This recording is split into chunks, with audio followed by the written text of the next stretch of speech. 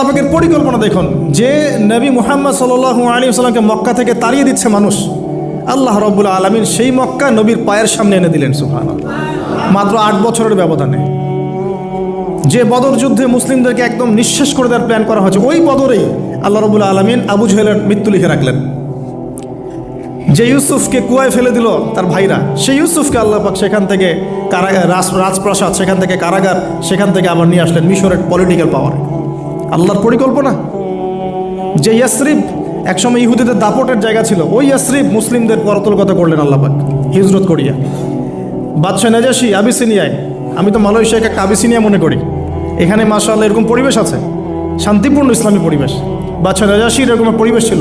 বাদশাহ নাজাশি কিন্তু মুসলিম ছিল না, সে খ্রিস্টান ছিল। তারপরেও নবীজি বলতেন বাদশাহ নাজাশির রাজ্যে কেউ জুলুমের শিকার হয় না। সুবহানাল্লাহ, যদিও সে মুসলিম ছিল না। ওখানে ইসলাম নিয়ে গেলেন আল্লাহ পাক, ওখান থেকে পুরো আফ্রিকা ইসলাম ছড়িয়ে পড়লো। সুবহানাল্লাহ, এক খালেদ বিন ওয়ালিদ রাদিয়াল্লাহু আনহু, যার হাতে উহুদ যুদ্ধে বহু মুসলিমের প্রাণ গিয়েছে না, সেই মানুষকে আল্লাহ রাব্বুল আলামিন হেদায়েত দিয়ে 100টা যুদ্ধ করিয়েছেন। সুবহানাল্লাহ, আল্লাহ পাকের পরিকল্পনা আমরা বুঝতে পারবো না। আল্লাহ পাকের পরিকল্পনা আমরা বুঝতে পারবো না। ওয়া মাকারু ওয়া মাকারাল্লাহ, তারা কৌশল করে, আল্লাহ পাকও পরিকল্পনা করে। দেখেন এই যে প্যালেস্টাইন নিয়ে এত সমস্যা করছে না, আল্লাহ পাকের কি পরিকল্পনা! সুবহানাল্লাহ, আল্লাহ পাক সমস্ত জিউসদেরকে ওইখানে একত্রিত করেছেন। কেন জানেন? আল্লাহ পাক এই যে 1914 থেকে নিয়ে 2023 এই যে সালগুলো চলছে, 100 বছর, লাস্ট 100 বছরে সারা ওয়ার্ল্ডের জিউসদেরকে ওখানে একত্রিত কেন করেছেন জানেন? যেইভাবে আল্লাহ পাক ফেরাউনের দলবলকে লোহিত সাগরে ডুবিয়ে দিয়েছেন, ওইভাবে আল্লাহ পাক প্যালেস্টাইনিদের সবাইকে ডুবাবে ইনশাআল্লাহ। এটাও আল্লাহ পাকের একটা বড় পরিকল্পনা। এটা ওরা বুঝতে পারছে না, কিন্তু সময় সাক্ষী দেবে ইনশাআল্লাহ। দেখে নিন, আমরা 100% হলফ করে বলতে পারি এটা হবেই ইনশাআল্লাহ। এই কারণেই লাস্ট এই যে অটোম্যানদের ডিফিটের পর থেকে নিয়ে 1970 থেকে নিয়ে যে first world war, second world war করতে করতে সব জায়গা থেকে জিউসরাকে একত্রিত করেছে এখানে, বিকজ অফ লাস্ট একটা সর্বশেষ একটা ম্যাসাকার আল্লাহ পাক করবেন এদেরকে ইনশাআল্লাহ। কার হাতে? ঈসা আলাইহিস সালামের হাতে। আমাদের উম্মতের মধ্যে কে নেতৃত্ব দিবেন? ইমামুল মাহদি, যার নাম হবেন মুহাম্মদ। তার নাম কি? মুহাম্মদ। তার বাবার নাম আব্দুল্লাহ, তার মায়ের নাম হবে আমিনা। তো এটাও ক্লোজিং টাইম। এখন আসুন, তো আল্লাহ পাকের কি পরিকল্পনা! যৌবনকালটা আল্লাহ পাক মুসা আলাইহিস সালামকে ফেরাউনের ঘরেই কাটালেন, এবং আল্লাহ পাক মুসা আলাইহিস সালামকে 2টো গুণাবলী দিয়ে বড় করলেন। 2টো গুণাবলী মনে রাখবেন। এক হচ্ছে কওয়ী, তিনি শক্তিশালী ছিলেন, ফিজিক্যালি অনেক শক্তিশালী ছিলেন। আমিন মানে বিশ্বস্ত ছিলেন, কওয়ীউল আমিন। মনে থাকবে ইনশাআল্লাহ। আমরাও আল্লাহর কাছে দোয়া করি, আল্লাহ আমাদেরকে কওয়ী বানিয়ে দিন এবং আমিন বানিয়ে দিন, আমিন। এবার যৌবনে উপনীত হয়েছেন, টকবকা রক্ত, বাইরে বের হয়েছেন। বাইরে বের হয়ে দেখছেন যে 2জন ব্যক্তি লড়াই করছে, রজুলান ইয়াকতাতুলান, 2জন ব্যক্তি মারামারি করছে। একজন মিন শিয়াতি, তার বনু ইসরাইল কওমের মধ্যে, আরেকজন হচ্ছে আদুই, তার শত্রুর মধ্যে। তো মুসা আলাইহিস সালাম গিয়ে সাহায্য করতে চাইলেন তার কম। আমরা বলি না দেশি ভাই সাপোর্ট দিই, তাই না? আচ্ছা, তো মুসা আলাইহিস সালাম গিয়ে সাপোর্ট দিতে গিয়ে শুনেন, ফাওয়াকাযাহু মুসা ফাকাদা আলাইহি, মুসা আলাইহিস সালাম মাত্র একটা ঘুষি দিয়েছেন, এক ঘুষিতেই ওই ব্যক্তি ডেড, স্পট ডেড। এই যে আমি গত একটা লেকচারে বলেছিলাম, চাইনিজ কন্টিনেন্টে যে মার্শাল আর্টসগুলো গড়ে উঠেছে, এই কোরআন থেকে গড়ে উঠেছে। তার আগে ওদের সভ্যতা ছিল, সংস্কৃতি ছিল, ঠিক আছে। এক ঘুষিতে মানুষ মারা যায়, এটা কোরআন বলেছে। এক ঘুষিতে মানুষ মারা যায়, এটা কোরআন বলেছে। ওরা এখন রিসার্চ করে বের করে যে 6টা-7টা স্পট আছে মানুষের দেহে, এক ঘুষিতে মানুষ মারা যেতে পারে। কোরআনকে আমরা মূল্যায়ন করি না, কিন্তু কোরআনকে সারা দুনিয়ার অমুসলিমরা মূল্যায়ন করে ওদের স্বার্থে তারা আমাদের কোরআনকে মূল্যায়ন করে, আমাদের হাদিসকে মূল্যায়ন করে। আমরা করতে চাই না, আল্লাহ মাফ করুক আমাদেরকে। আমরা কোরআন পড়তে চাই না, গবেষণা করতে চাই না, অর্থ বুঝতে চাই না, একটু আরবি ভাষা শিখতে চাই না, কোরআনের বালাগাত ডেইলি একটু তেলাওয়াত করবো এক পারা, সেটা করতে চাই না। আল্লাহ পাক আমাদেরকে মাফ করুক এবং কোরআনওয়ালা বানিয়ে দিন, আমিন। কথাগুলো বলার উদ্দেশ্য আপনাদেরকে আঘাত করা নয়, আমি জাস্ট আপনাদের কলবে একটু ধাক্কা দেওয়ার চেষ্টা করছি, যাতে করে আপনারা সবাই কোরআন তেলাওয়াত করেন ডেইলি এক পারা করে। আল্লাহ কবুল করুন। এবার আসুন, দেখুন এবার কি হলো। এটা ইন্টেনশনালি ছিল না, আনইনটেনশনালি মুসা আলাইহিস সালাম এখন কিন্তু মানে হত্যার অপরাধী হয়ে গেছেন, তাই না? ফেরাউন তাকে ধরার জন্য বের হয়েছে দলবল নিয়ে, ওকে ধরতে হবে, এবার অ্যারেস্ট করতে হবে। তো একজন এসে পরামর্শ দিল যে তুমি এখান থেকে চলে যাও, তুমি এই মিশর থেকে চলে যাও, বের হয়ে যাও, নাহলে ফেরাউনের বাহিনী তোমাকে পেলে ধরে ফেলবে। এবার মুসা আলাইহিস সালাম চলে গেলেন কোথায়?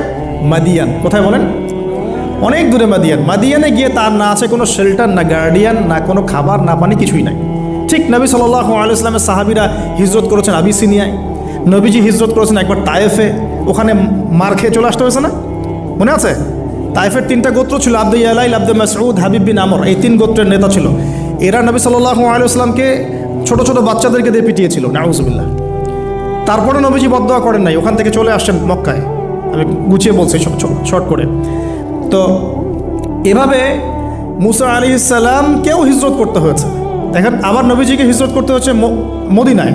তার মানে হিজরা বিষয়টা ইসলামের সাথে সম্পৃক্ত। পরিবেশ পরিস্থিতি অনুকূলে না থাকলে, যেখানে ভালো পরিবেশ সেখানে গিয়ে মানুষ থাকতে হবে। আলহামদুলিল্লাহ, এখানে ভালো পরিবেশ আছে, আপনারা ভালো পরিবেশ পেয়েছেন।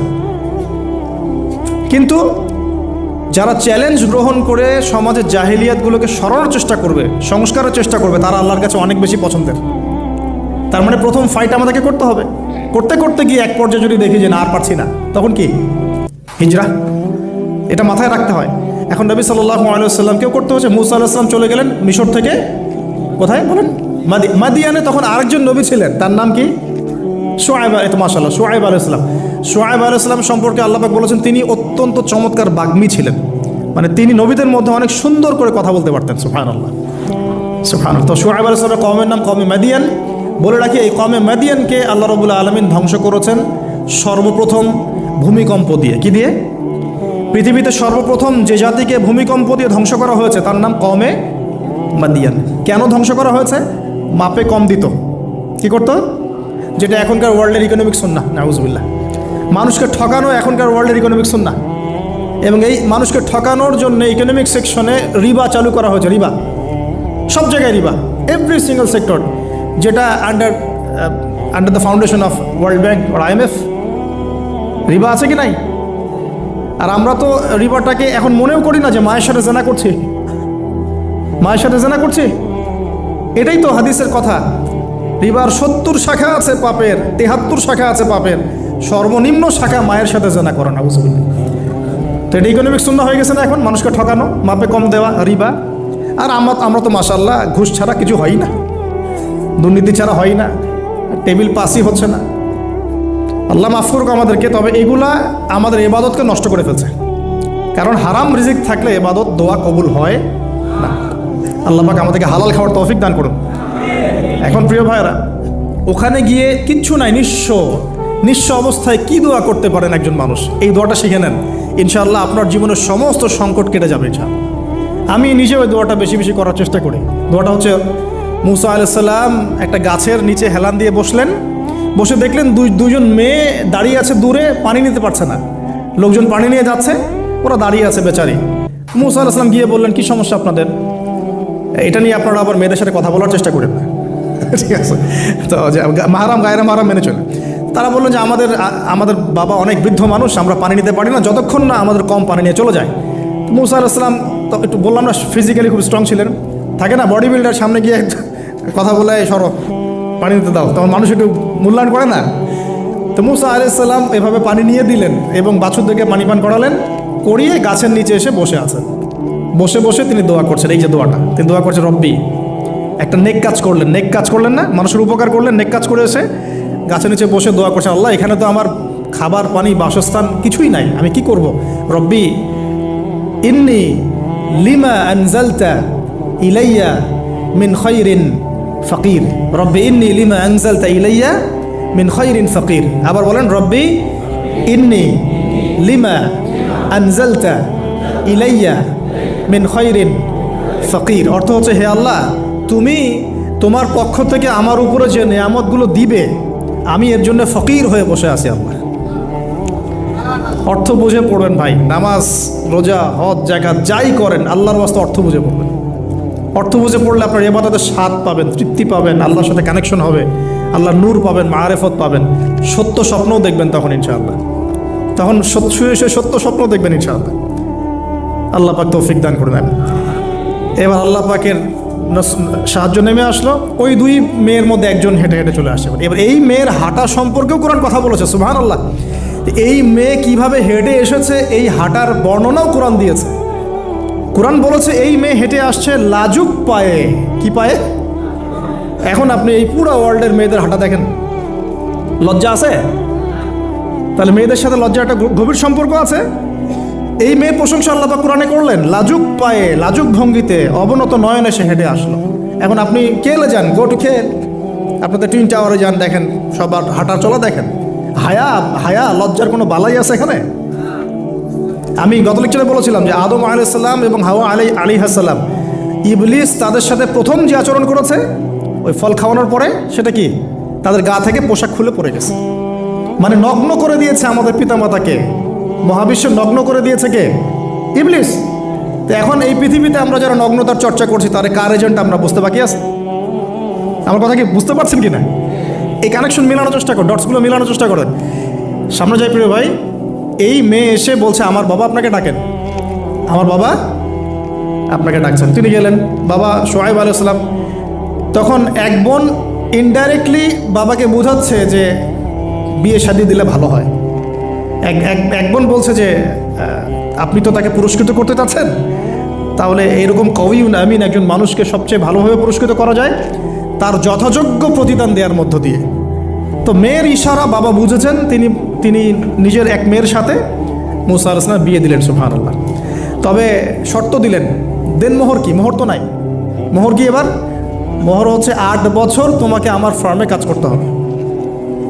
এটা আগেকার একটা স্টাইল ছিল, সুন্নাহ। এটা এখন নাই, যদিও আগে এরকম ছিল যে দেনমোহর দেওয়ার জন্য এই একটা পদ্ধতি ছিল। যেমন ইয়াকুব আলাইহিস সালামের ক্ষেত্রেও এরকম 7 বছরের কথা আসছে, তিনি 7 বছর তার শ্বশুরের ফার্মে কাজ করেছেন। এটা নতুন ছিল না ওই সময়, এটা কমন ছিল। এখন যেমন আমাদের দেশে কমন 10 লাখ টাকা মোহর হবে, 10,000 টাকা দিব, বাকিটা সব বাকি, তাই না? তো এরকম আর কি কমন কিছু বিষয় থাকে আর কি। আস্তাগফিরুল্লাহ, মাফ করো। বলবে বাসরাতে, বলবে আমাকে মাফ করে দাও। শুরুতেই নিজের গায়রথহীনতার পরিচয় দিল। আবার এদিকে শ্বশুরের কাছে মাশাল্লাহ মোটা অঙ্কের ডোনেশন নিতে চাচ্ছে, যৌতুক। বিয়ে আমাদের ওখানে মাশাল্লাহ মানে কেনা বেচা, মেয়ে বিক্রি করতেছে আর ছেলে কিনতেছে। এবার 8 বছর পূর্ণ করা হলো, তিনি আরও 2 বছর 10 বছর পূর্ণ করলেন। এই 10 বছরে মুসা আলাইহিস সালাম নববী পরিবেশ পেলেন, অভিভাবক পেলেন, স্ত্রী পেলেন, প্রেমময়ী সন্তান ইত্যাদি সব কিছু। এবার আল্লাহ রাব্বুল আলামিন তাকে মিশরের দিকে যাওয়ার যে সময়টা এখন হয়ে গেছে, 10 বছর হয়ে গেছে, মিশরে যেতে হবে। যাওয়ার পথে স্ত্রীর প্রসব বেদনা উঠেছে। তখন মুসা আলাইহিস সালাম আগুন খুঁজছেন। আগুন কি খুঁজছেন ভাই? আগুন খুঁজতে তুর পাহাড়ের ওখানে গিয়ে দেখছেন যে আগুন গাছে জ্বলছে, সবুজ পাতার উপরে আগুন। তিনি অবাক। এই সময় আওয়াজ আসলো, বিসমিল্লাহির রহমানির রহিম, ইন্নী আনা রব্বুক ফাখলা'না আলাইক ইন্নাকা বিল ওয়াদিল মুকদ্দাস তুয়া। মুসা, ইন্নানি আনা আল্লাহ লা ইলাহা ইল্লা আনা ফা'বুদনি ওয়া আকিমিস সালাতা লিযিকরি। মানে এখানে অনেকগুলো কথা আছে, সূরা তাহার মধ্যে আছে। আওয়াজ চতুর্দিক থেকে ভেসে আসলো। মহান আল্লাহ রব্বুল আলামিন তার শান অনুযায়ী, তার ইজ্জত অনুযায়ী তিনি যেভাবে কথা বলেন সেভাবে মুসা আলাইহিস সালামের সাথে কথা বললেন। আল্লাহু আকবার। বললেন, ইয়া মুসা, হে মুসা, ইন্নানি আনা আল্লাহ, নিশ্চয়ই আমি আল্লাহ, লা ইলাহা ইল্লা আনা, আমি ছাড়া কোনো ইলাহ নাই, ফা'বুদনি, তুমি আমার ইবাদত করো, ওয়া আকিমিস সালাতা লিযিকরি, আমার ইবাদতের জন্য সালাত কায়েম করো, আমার জিকিরের জন্য সালাত কায়েম করো, আমার স্মরণের জন্য সালাত কায়েম করো। ফাখলা'না আলাইক, তোমার জুতা খুলে ফেলো, ইন্নাকা বিল ওয়াদিল মুকদ্দাস তুয়া, তুমি তুয়া উপত্যকায় আছো, পবিত্র তুয়া উপত্যকায় আছো। আদব শেখানো হলো। এভাবে অনেক কথোপকথন হলো। নবী মুসা আলাইহিস সালাম ভয় পেয়ে গেলেন এবং আল্লাহ পাক আরও কথা বললেন, ওয়ামা তিলকা বিয়ামিনিকা ইয়া মুসা, তোমার ডান হাতে এটা কি? মুসা আলাইহিস সালাম বলছেন, ক্বালা হিয়া আসায়া আতাওয়াক্কাউ আলাইহা ওয়া আহুশু বিহা আলা গনামি ওয়া লিয়া ফিহা মাআরিব উখরা, এটা তো আমার লাঠি, এটা দিয়ে আমি ডালপালা পারি, আমার ওই যে গবাদি পশু চড়াই। আল্লাহ পাক বলছেন যে এটা ছুঁড়ে মারো, আলকিহা ইয়া মুসা, এটা ছুঁড়ে মারো। ফালকাহা, তিনি ছুঁড়ে মারলেন, ফাইদা হিয়া হাইয়াতুন তাসা, এবং এটা ছোটাছুটি শুরু করলো, বড় একটা সাপ হয়ে গেল। সুবহানাল্লাহ। এগুলো কোনো গাল গল্প নয়, এগুলো আল্লাহ রাব্বুল আলামিনের মুআজিজা, মুআজিজাতুল কুবরা, এটা বড় মুআজিজা। তিনি পিছনের দিকে দৌড়ানো শুরু করলেন সাপ দেখে, খাইফা ইয়াতারাক্কাব, মানে ভয়ে দৌড়ানো শুরু করলেন। আল্লাহ পাক বলছেন, লা লা ইয়াখাফু লাদাইনাল মুরসালিন, আমার কাছে রসুলগণ ভয় পায় না, তুমি ভয় পেও না, তুমি ওটাকে ধরো পিছন থেকে, সেটা আবার লাঠি হয়ে যাবে। পিছন থেকে হাত দেওয়া হলো, লাঠি হয়ে গেল। সুবহানাল্লাহ। এবার বলছেন যে তুমি তোমার বগলের নিচে হাত ঢুকাও। মুসা আলাইহিস সালাম বগলে হাত ঢুকালেন, বের করলেন, হাত থেকে টর্চ লাইটের মতো আলো বের হওয়া শুরু। এটা দ্বিতীয় নিদর্শন। কেন দেওয়া হলো নিদর্শন? এবার আল্লাহ পাক তার দায়িত্বটাকে বলছেন, তোমাকে নিদর্শনগুলো কেন দিলাম, তোমাকে মনোনীত কেন করলাম, কেন তোমাকে মনোনীত করলাম মুসা, তোমার কাজটা কি? তোমার কাজ এখন এইটা, ইযহাব ইলা ফিরআউনা ইন্নাহু তাগা, তুমি ফিরআউনের কাছে যাও। ফিরআউন সীমা লঙ্ঘন করেছে, মনে আছে ফিরআউনের কথা? সীমা লঙ্ঘন করেছে। তখন মুসা আলাইহিস সালাম তার অপারগতা প্রকাশ করছেন এভাবে, তিনি বলছেন, আল্লাহ আমার তো জিহ্বায় জড়তা আছে, আর আমি তো ওখানে এক ব্যক্তি, আমার খুনের অভিযোগ আমার কাঁধে, আমি এখন কিভাবে কি করব আল্লাহ? তখন আল্লাহ রাব্বুল আলামিন বলছেন, এই দোয়াটা করো। কোন দোয়া? মুসা আলাইহিস সালাম বললেন, রব্বি ইশরাহ লি সাদরি, হে আল্লাহ আমার বক্ষ প্রশস্ত করো, ওয়াসসির লি আমরি, আমার কাজকে সহজ করে দাও, ওয়াহলিল উকদাতাম মিন লিসানি, আমার জিহ্বার সমস্ত জড়তা দূর করে দাও, ইয়াফকাহু কাওলি, যাতে মানুষ আমার কথা বুঝতে পারে। আর আমার সাথে আমার পরিবারের মধ্য থেকে ওয়াজআলনি ওয়াজিরাম মিন আহলি, আমার পরিবারের মধ্যে একজন ওজির আমাকে দাও, সাথী। হারুন আখি, আমার ভাই হারুনকে দান করো। সুবহানাল্লাহ। হারুন আলাইহিস সালামকে নবুয়ত দেওয়া হলো, দুজনকে আল্লাহ পাক এখন বলছেন, ইযহাবা ইলা ফিরআউন, তোমরা দুজন এখন ফিরআউনের কাছে যাও। ফাইন্নাহু তাগা ফাকুলা লাহু কাওলাল লাইয়িনা, তবে তাকে গিয়ে কর্কশ ভাষায় কথা বলবে না, নরম স্বরে কথা বলবে। দায়ীদের এখানে সুন্নাহ, দায়ীদের জন্য শিক্ষা আছে, দায়ী আলেম যারা মুবাল্লিগ তাদের শিক্ষা আছে। ফিরআউনের সামনে গিয়ে দাওয়াত দিলেও কীভাবে দিতে হবে? ফাকুলা লাহু কাওলাল লাইয়িনা, নম্রভাবে কথা বলো। লাআল্লাহু, কেন নম্রতার সাথে? লাআল্লাহু ইয়াতাযাক্কারু আও ইয়াখশা, হয়তোবা নম্রতা প্রদর্শন করলে সে উপদেশ গ্রহণ করতে পারে, অথবা সে আল্লাহকে ভয় করতেও পারে। আল্লাহ পাক তো আগে থেকে জানেন সে ঈমান আনবে না, তারপরেও আমাদের আদব শিখাচ্ছেন আল্লাহ পাক এখানে। তারা দুজন চলে গেলেন, দাওয়াত দিলেন। ফিরআউন মশকরা করছে, ওয়ামা রব্বুকুম ইয়া মূসা, তোমাদের দুজনের রব আবার কে? হ্যাঁ, মুসা আলাইহিস সালাম বুঝাচ্ছেন, রব্বি আল্লাযী, আমার রব সেই রব যিনি জীবিতকে মৃত করেন, মৃতকে জীবিত করেন, ইত্যাদি। মানে যার হুকুম ছাড়া একটা গাছের পাতাও নড়ে না, যিনি মাটি থেকে সব উৎপন্ন করেন, বৃষ্টি বর্ষণ করেন, সব বুঝালেন। ফিরআউনের বক্তব্য তখন এটাই ছিল, তোমাদের কাছে কি কোনো নিদর্শন আছে, কোন আয়াত নিদর্শন আছে? হ্যাঁ, নিদর্শন আছে। কি? লাঠি ছুঁড়ে মারলেন, সাপ হয়ে গেল। এখন ফিরআউন বলছে, এটা তো জাদু, এটা কি? আমার জাদুকররাও এটা পারে, জাদুকরটাকে ডেকে না হলো, জাদুকররাও লাঠি ছুঁড়ে মারলো, সাপ হয়ে যাচ্ছে। কিন্তু এই বড় সাপ ওদের সব সাপকে খেয়ে ফেললো। তখন ফিরআউন কিন্তু ভয় পেয়ে গিয়েছিল। এরপরেও এই হাত বের করে আলোর এই নিদর্শন দেখানো হলো, তাওহীদের দাওয়াত দেওয়া হলো, ফিরআউনকে ভয় করতে বলা হলো, ফিরআউনকে সতর্ক করা হলো যে আমার রব, আপনার রব, সবার রব হচ্ছেন আল্লাহ। সব কিছু বোঝানো হলো, কিন্তু ফিরআউন এই কোনো কথাই গ্রহণ করলো না। এরপরে সে বনু ইসরাইলকে ডিভাইড অ্যান্ড রুল করলো। ডিভাইড অ্যান্ড রুল মানে ওদেরকে ভাগ করতো এবং রুল করতো, ঠিক যেটা এখনকার গ্লোবাল অ্যাফেয়ার্সে করা হচ্ছে। ডিভাইড অ্যান্ড রুল, আমাদেরকে তারা ভাগ করে দিয়েছে, আমাদের পুরো কমিউনিটি, গ্লোবাল মুসলিম কমিউনিটিকে তারা ভাগ করে দিয়েছে এবং রুল, শাসন করছে। এবং কারো গায়ে আঘাত লাগলে আরেকজন গিয়ে সেই ব্যথা নিরসন করতে চায় না, বরং অপেক্ষা করে, আমার গায়ে তো আর আসে নাই, তার গায়ে আসছে। ঠিক আছে, ব্যাপারটা এটা শুধু গ্লোবাল অ্যাফেয়ার্স না, এটা সবখানে, একটা রাষ্ট্রের ভিতরেও ঢুকে গেছে।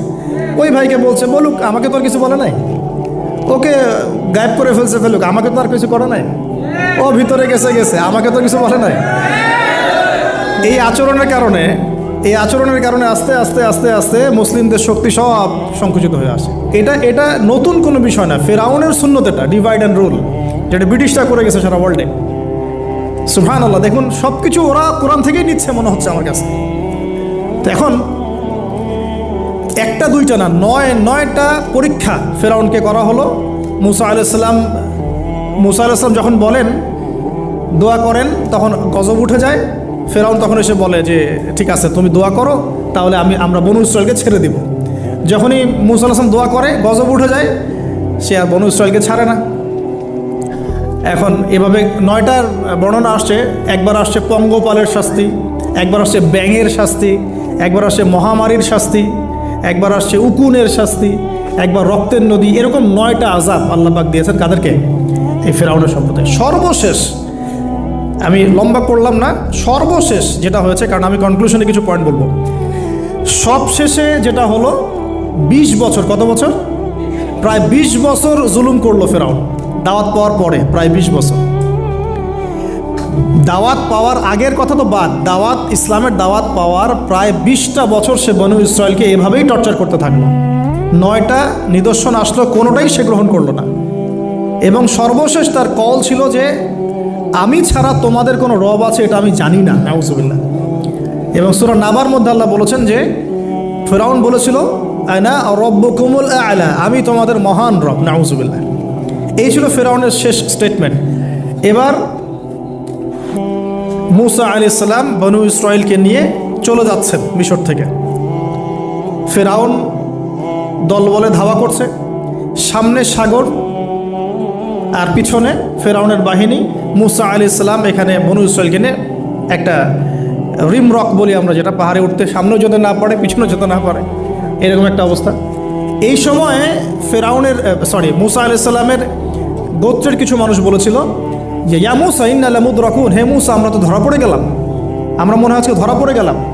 এই অবস্থাতে মূসা আলাইহিস সালাম বলেছিলেন, একটু বোঝার চেষ্টা করেন, পিছনে ফেরাউনের বিশাল বাহিনী, সামনে সমুদ্র, যাওয়ার কোনো জায়গা নাই, একদম কোনো জায়গা নেই, খালি চোখে কোনো জায়গা দেখা যাচ্ছে না। ওই সময় খালি চোখে, বাহ্যিক চোখ দিয়ে কোনো উপায় দেখা যাচ্ছে না।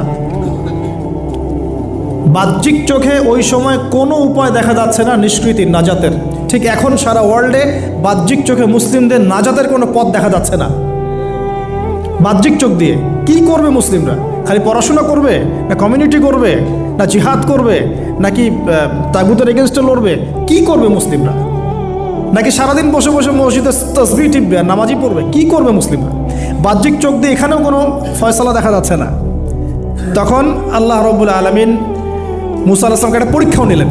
একজন বলছে ইন্না লামুদরাকুন, আমরা ধরা পড়ে গিয়েছে। মূসা আলাইহিস সালাম তখন বলছেন দৃঢ় চিত্তে, কাল্লা কাল্লা, কখনো না, ইন্না রব্বি মাইয়া সাইয়াহদিন, নিশ্চয়ই আমার রব আমার সাথে আছেন, তিনি আমাকে পথ দেখাবেন। সুবহানাল্লাহ। তাহলে আজকেও মুসলিমদের সারা ওয়ার্ল্ড ওয়াইড এই চেতনাই থাকা উচিত যে কাল্লা, কখনো না। আল্লাহর ইন্না রব্বুনা মা'ানা, নিশ্চয়ই আমাদের রব আমাদের সাথে আছেন, তিনি আমাদেরকে পথ দেখাবেন ইনশাআল্লাহ। এই পথই আমরা চাই, ইহদিনাস সিরাতাল মুস্তাকিম, তাই না? সিরাতাল লাযিনা আন'আমতা আলাইহিম গায়রিল মাগদুবি আলাইহিম ওয়ালাদ দাল্লিন। এই বাস, যখন আপনি পুরো দমে আল্লাহর উপর তাওয়াক্কুল করে ফেলবেন, তখনই তো আল্লাহ রাব্বুল আলামিনের নুসরা নেমে আসবে। বদরের মাঠে নবী সাল্লাল্লাহু আলাইহি ওয়াসাল্লাম হাত তুলে দোয়া করছে, আল্লাহ এই 313 জন মুসলিম যদি আজকে শেষ হয়ে যায়, ইসলামের নাম নেওয়ার কেউ থাকবে না। দোয়া করতে করতে চাদরটা পর্যন্ত পড়ে গেল। আবু বকর সিদ্দিক দৌড়ে এসে চাদর উঠাই দিলেন, দিয়ে কান্না জড়িত কণ্ঠে বলছেন, হাসবুক ইয়া রাসূলুল্লাহ, যথেষ্ট হয়েছে আল্লাহ রাসূল, যথেষ্ট হয়েছে, আর দোয়া করার দরকার নেই, ইনশাআল্লাহ আল্লাহ সাহায্য নেমে আসবে। আল্লাহ পাকের সাহায্য নেমে আসলো, হাজার হাজার ফেরেশতা আল্লাহ নামিয়ে দিলেন বদরের মাঠে। আপনি দেখুন যে সুবহানাল্লাহ, নবী সাল্লাল্লাহু আলাইহি ওয়াসাল্লাম হিজরত করছেন আবু বকর সিদ্দিককে সাথে নিয়ে, মনে আছে গারে সাওরের ঘটনা, সবাই ঘিরে ফেলেছে, এমনকি নিচ থেকে উপর ওদের পা দেখা যাচ্ছে। আবু বকর সিদ্দিক বলছেন যে ইন্না মুদরাকুন, আমরা ধরা পড়ে গেলাম ইয়া রাসূলুল্লাহ। একই কথা কিন্তু নবী সাল্লাল্লাহু আলাইহি ওয়াসাল্লাম